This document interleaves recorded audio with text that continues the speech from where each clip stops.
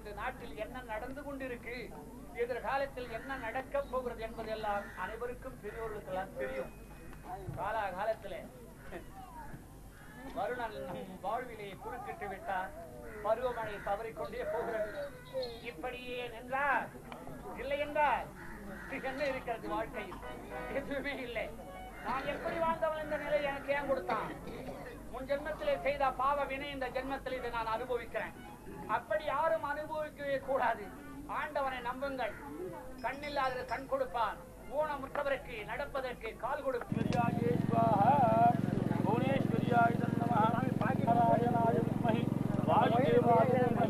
தன்னோ விஷ்ணு பிரச்சோதயாதி.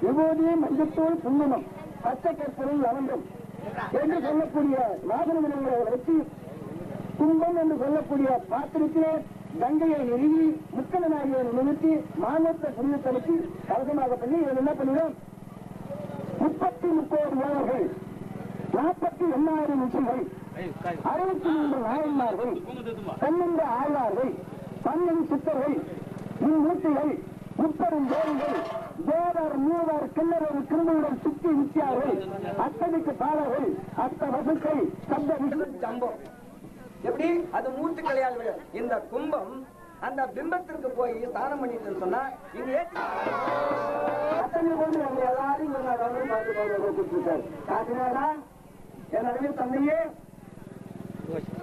கலிபிறக்கு முன்பிறந்த கருது ஒரு மையமாக தாய் அனுபவிக்கிறாரே என்னுடைய அருமை தந்தையாக விஸ்வநாத பூபதிக்கு நீ பெரிய அன்னப்பூர்ணியாக அமர்ந்திருந்து திருவோட்டு எடுத்து வச்சு